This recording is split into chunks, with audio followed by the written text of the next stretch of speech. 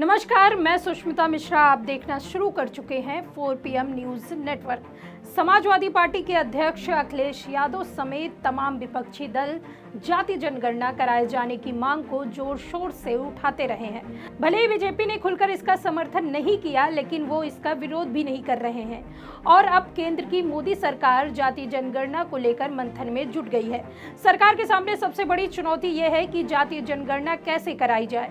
बता दें कि अखिलेश यादव समेत तमाम विपक्षी नेता लोकसभा चुनाव के पहले से ही जाति जनगणना की मांग कर रहे हैं। नेता प्रतिपक्ष राहुल गांधी सभी मंचों पर जाति जनगणना कराने का मुद्दा उठा रहे हैं। विपक्ष हमेशा से आरोप लगाता रहा है कि पिछड़ों को बराबर की भागीदारी नहीं मिल पा रही है। बता दें कि लोकसभा चुनाव के दौरान विपक्ष जाति जनगणना, संविधान, महंगाई और रोजगार के मुद्दे को लेकर मैदान में उतरा था, जिसका फायदा इंडिया गठबंधन को बड़े पैमाने में हुआ और चुनाव मैदान में राम मंदिर का मुद्दा लेकर उतरी बीजेपी 240 सीटों पर सिमट कर रह गई। 2014 में सत्ता में आई मोदी ने जनता से तमाम वादे किए, लेकिन मोदी ने अपने कार्यकाल के दौरान एक भी जनता से किए वादे को पूरा नहीं किया और खुद को भगवान बताने लगे और हवा में उड़ने लगे, जिसका परिणाम लोकसभा चुनाव में बीजेपी को भुगतना पड़ा।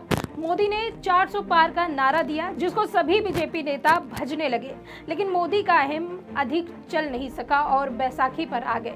चेहरे की चमक गायब हो गई। देश से लेकर विदेश तक मोदी की छवि पूरी तरह से खराब हो गई। उत्तर प्रदेश में योगी बाबा ने भी मोदी के तर्ज पर जनता को गुमराह करने का काम किया। अपने 8 साल के कार्यकाल में योगी बाबा ने जनता के लिए कोई काम नहीं किया, जिसको लेकर लोकसभा चुनाव के बाद उत्तर प्रदेश की सबसे बड़ी पार्टी बनकर उभरी समाजवादी पार्टी के मुखिया ने योगी के खिलाफ मोर्चा खोल दिया और बीजेपी सरकार की नाकामी समय समय पर जनता को गिराने लगे, जिससे बीजेपी डरी हुई है। आपको बता दें कि अखिलेश यादव प्रदेश में पीडीए की बात करते हैं और हमेशा बीजेपी सरकार पर निशाना साधते हुए योगी सरकार पर पिछड़ा, दलित और अल्पसंख्यकों के साथ दोयम दर्जे का व्यवहार करने का आरोप लगाते हैं। बता दें कि अखिलेश यादव का कहना है कि पिछड़े, दलित और अल्पसंख्यक को बीजेपी सरकार में बराबर की भागीदारी नहीं मिल पा रही है, जिसके चलते जातिगत जनगणना कराना बहुत जरूरी है। देश में जातिगत जनगणना कराने से पता चलेगा कि प्रदेश में किसकी कितनी जनसंख्या है, जिसके अनुरूप सभी को बराबर की भागीदारी मिल पाएगी। आपको बता दें कि 2011 के बाद से मोदी सरकार ने जनगणना ही नहीं करवाई। सत्ता जाने के डर से बीजेपी सरकार ने जनगणना ही नहीं करवाई। वहीं जब विपक्ष ने जातिगत जनगणना को लेकर आंदोलन खोल रखा है, इसी बीच मोदी सरकार जातिगत जनगणना कराने का विचार करने में जुटी हुई है। उधर दिल्ली चुनाव सिर पर है, इसके बाद बिहार में चुनाव होने वाले हैं, इसके बाद 2027 में उत्तर प्रदेश में विधानसभा चुनाव होने हैं, जिसको देखते हुए सरकार बैकफुट पर आते हुए जातिगत जनगणना कराने का विचार कर रही है। आपको बता दें, विपक्ष के मजबूत होते ही मोदी को पता चल गया कि अगर जाति जनगणना नहीं कराई गई तो आने वाले समय में बीजेपी को चुनाव जीतना और मुश्किल हो जाएगा और पहले की तरह से ही बीजेपी फिर गायब हो जाएगी, जिसको देखते हुए जनगणना कराना बीजेपी के लिए मजबूरी बन गई है। आपको बता दें कि इससे पहले 2011 में यूपी सरकार 2 में जातीय जनगणना कराई गई थी, लेकिन उस समय स्थिति स्पष्ट नहीं हो पाई थी।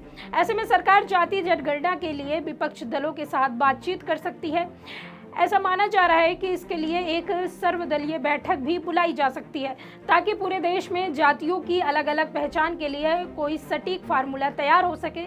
लेकिन अभी तक ऐसा कोई फार्मूला तैयार नहीं हुआ है जिससे जातियों की पहचान हो सके। 2011 में हुए जाति जनगणना के दौरान लोगों की सामाजिक, आर्थिक और जातीय गणना के आंकड़े जुटाने की कोशिश की गई।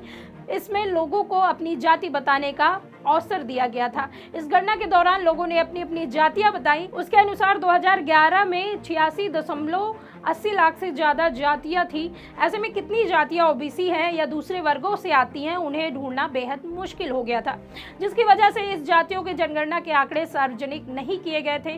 वहीं पिछले कुछ समय से विपक्ष ने एक बार फिर से जातीय जनगणना के मुद्दे को धार देना शुरू कर दिया है। सपा, कांग्रेस समेत तमाम राजनीतिक दल इस मुद्दे पर एकजुट होते हुए दिखाई दे रहे हैं, जिसके बाद सरकार इस ओर आगे कदम उठाने का विचार कर रही है। लेकिन सबसे बड़ी दिक्कत यह है कि इसकी गणना के लिए कोई उचित फार्मूला तय नहीं हो पा रहा है। जातियों की पहचान और अगर सरनेम के आधार पर की जाए तो सबसे बड़ी समस्या यह है कि कई लोगों के सरनेम में कंफ्यूजन बढ़ाते हैं। कुछ लोग अपने गांव, पिता या अन्य दूसरे तरह के सरनेम रखते हैं, ऐसे में भी जाति की सही गणना कर पाना मुश्किल है।